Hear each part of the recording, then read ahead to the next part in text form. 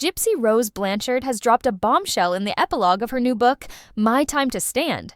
In a stunning twist, she speculates that her late mother, Dee Dee Blanchard, has forgiven her for the crime that shocked the world. Why? It all comes down to a chilling coincidence. The 9th anniversary of Dee Dee's death coincided with the day Gypsy received her first sonogram for the baby she's expecting with her fiancé, Ken Orker. Gypsy described the moment as a sign from her mother, saying, "I like to think she's telling me to move on with my life, that she forgives me." But Gypsy didn't stop there. She opened up about how this anniversary serves as a turning point in her life, a way to rewrite the meaning of June 10th. Maybe now, with my freedom, we can both be released from our purgatories. Maybe now she can be free too, Gypsy reflected. She even likened their relationship to two sides of the same penny, hinting at the complex and inseparable bond they shared even in death.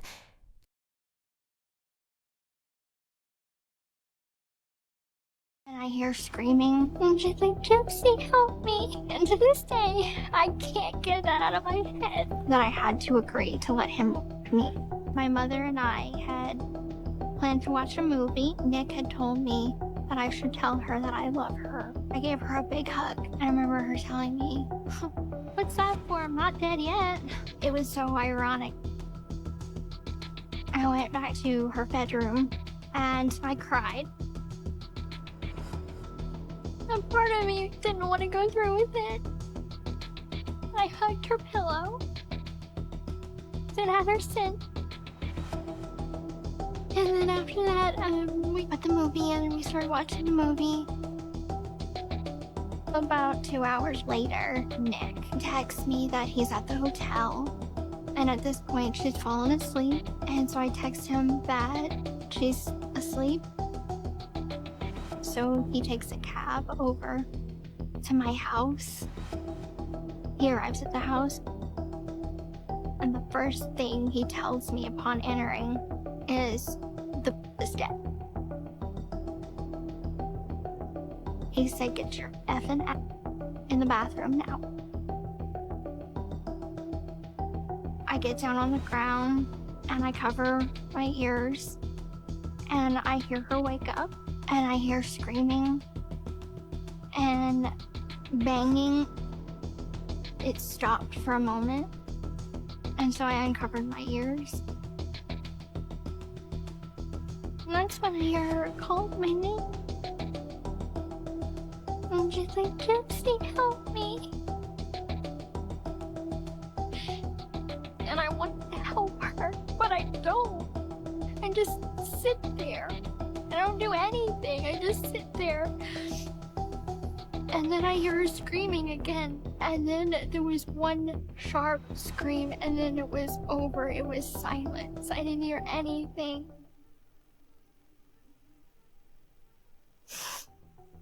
I'd do anything to just go back to that moment in time. Yeah, there's so many moments in time that I wish I could go back to. But there was still a point that she didn't have to die, and I wish I could have stopped. Nick came to the bathroom door. He was holding the knife. I was completely dissociated from what was happening. It was like it was a bad dream. Nick commanded me to be me. And then the command that because I didn't let him, my mother, that I had to agree to let him meet. She was deeply involved with it. I mean, just like it says in his plea statements, like I said right while I was talking to them, there was latex gloves that be on the porch. She did say that. Right on the text, it's clear as day. I ended up finding them when I got there, and I let her know that I was at the door. She opened the door, and she made sure I had the gloves on before she gave me the weapon, and she made sure that she wouldn't let me open the door. She made sure I had those gloves on before either of those doors opened. I will use the one card that I have over you. That is a master manipulator. That is somebody who manipulated a young, mentally challenged, autistic man. And if you thought that was the wildest revelation, think again. Gypsy's epilogue is packed with eyebrow-raising insights, including her belief that there's no villain in her story, not even herself. That's right, Gypsy insists the narrative of her life defies the simplistic labels of heroes and villains, a claim that's sure to spark heated debates. Epilogue: A Day of Balance. June 10th, 2024. Today marks the 9-year anniversary of the unaliving of my mother, Claudine Dee Dee Blanchard. It is the first time I commemorate this solemn day outside of prison walls. This year, I remember the events of that early morning as a free woman. For each of the past 8 years, on every June 10th, I experienced my grief and guilt the same way, with a wave of darkness hovering over me, a shadowy reminder that I would never again have a mother. I would try to connect with my mother wherever she is, hopefully heaven. Usually with my head under the blanket, hiding from the world, I prayed. I spoke to her out loud. I squeezed my eyes tight and concentrated, hoping to make a connection just one more time, so I could tell her how much I missed her, and that I was sorry. Year after year, no matter how hard I tried, I never felt her presence in the way many people say they do after their loved ones pass away. But this June 10th is different. On this June 10th, I myself am a mother-to-be. I'm pregnant. I have filed for a divorce from Ryan Anderson, and I got back together with my first fiancé, Ken. He's moved to New Orleans full-time as we gear up to welcome our baby in January 2025. When the OB/GYN's office called to schedule my first sonogram, where Ken and I would see our baby for the first time and hear the precious heartbeat, they suggested we do it on Monday, June 10th. I do not think this is a coincidence. Whether it is a message, a sign of the balance of the universe, or all three, what had been a date defined by scandal, horror, and sadness beyond comprehension has now become a day of excitement, joy, and celebration of life itself. With one phone call and a calendar appointment, a day of darkness has been transformed into a day of light. The shadowy wave is no longer hovering over me. I am able to ride it. I believe God rights wrongs. I believe in balance. Regardless of everything that my mother and I went through with each other, what I did to her and what she did to me, I'm now carrying her grandchild. Later today, when I see my baby on the doctor's monitor, I will wish that my mom was here for this. Maybe this means she is. June 10th no longer has to mark an ending, but a beginning. On future June 10ths, I will continue to remember the sadness of my last moments with my mother. But now, it'll also be the day I experience the miracle of my first moments with my baby. I like to think that my mother is telling me she wants me to move on with my life, that she forgives me. What I will do on this anniversary is her way of helping me change the way I think of myself every June 10th. Maybe now, with my freedom, we can both be released from our purgatories. Maybe now she can be free too. She always said we were two sides of the same penny. Those words that used to haunt me. Gypsy will never be happy. She will never be free. Have been once and for all put to rest. Nothing will ever erase the fact that I helped take a life, but all the same, nothing will mar my joy at the incredibly good fortune that I'm now helping give life. Balance is a beautiful force of nature. As I write this, I'm about at the halfway mark of my year of release from Chillicothe Correctional Center. Perfect timing to notice how balance in my life is regulating the chaos that once was. 6 months have gone by as quickly as a football season, and I can say with full confidence that despite what you might have seen or read about me, I've managed to hold on to the ball more than I fumbled it. In just 6 months, I've publicly gone from newlywed to divorced, from Missourian to Louisianan, from brunette to blonde, from inmate to reality star, from an educator to a published author to a wife, twice. Y'all, in the past 6 months, I've also managed to make a lifetime of mistakes, be called a gazillion names, and sneak in some necessary smart decisions. I've misused social media, given too much credence to critics and haters, and done and said things I regret. I was free for the first time, playing catch-up with technology, current events, even dating, sort of like a foal lifting herself upon wobbly legs. It took me a minute to find my footing. Initially, even though I was no longer behind prison walls of barbed wire, I still felt a sense of being trapped by my negative image because of what I'm notorious for. It's been a constant struggle trying to break free from a title that was put on me, especially while trying to balance who I really am in a world I've never ever lived in. Not for one day. It took 6 months to discover that I can't please everybody, so I stopped. It is much better to be myself than to try to conform to what everybody wants me to be. I feel like people keep trying to put me in a box of either victim or murderer. But I'm not a hero. I'm not a villain either. I don't think that there is any villain in this story. After you learn more of my mother's backstory and read about the childhood abuse and molestation she endured, you see that she didn't have much of a start in life either. She isn't black and white. It is not victim or perpetrator. My mom was both. I am both. Balance makes us human.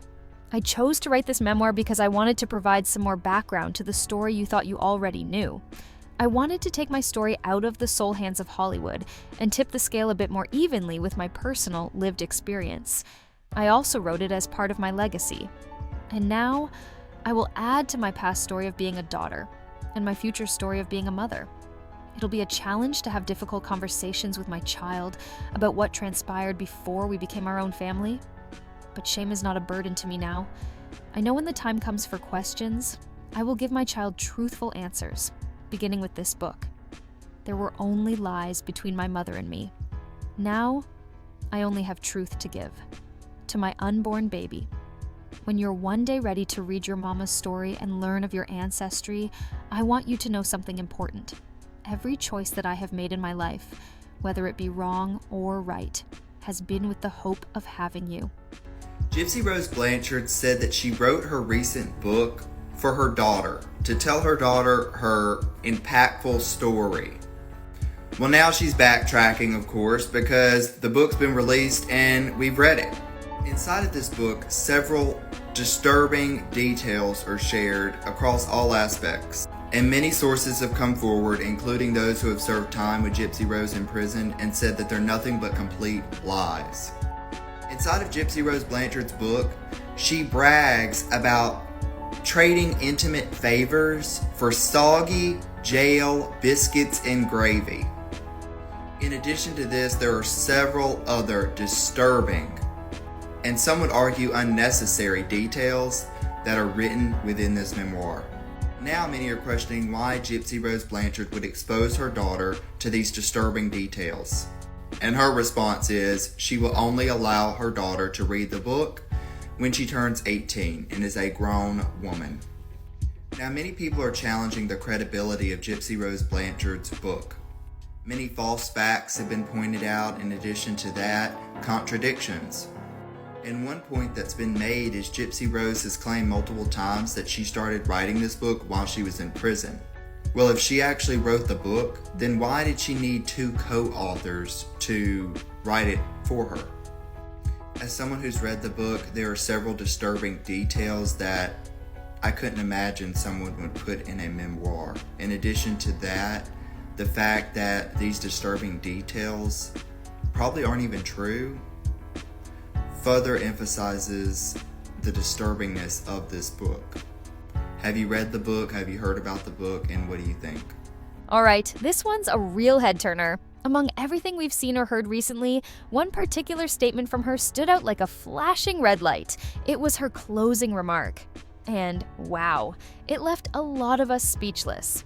She claimed that every single thing she's done, good or bad, was in pursuit of having her daughter. Sounds sweet at first, right? But hold on, because when you really unpack it, things take a darker turn. By framing her daughter's very existence as the reason for her own controversial past actions, yep, including her alleged mistreatment of her own mother, it seems like she's shifting the weight of her own choices onto her daughter. Let's call it what it is, a deeply manipulative guilt trip. Think about it. She's essentially saying, I did all of this for you, so you owe me forgiveness and gratitude. Not only is that unfair to her daughter, but it's also a pretty twisted way to justify her own behavior. Accountability? Nowhere in sight. Instead, she's using this narrative to deflect criticism and paint herself as the ultimate martyr. Could you imagine Rod right now after Gypsy's book was released? I mean, did he know the story she was putting in there? Like, he didn't pre-read it? You must be so proud of your daughter there, Rod. She got some extra biscuits and gravy. She likes to take baths in condiments, I'm just saying. You gotta wonder if now Rod realizes what kind of freak she is. That maybe she has some kind of issues. Like, y'all, they can't be proud of Gypsy putting this book out and dedicating it to her daughter. Wanting her daughter to read it. Like, you want your granddaughter to read about the sexual fetishes and fantasies of your child? Is this the kind of message she wants to send to her daughter, or to the rest of us? What do you think? Are we reading too much into it? Or is this a classic example of dodging responsibility in the guise of love? Let me know your take in the comments, and don't forget to hit that subscribe button for more deep dives. I'll catch you in the next one. Stay tuned.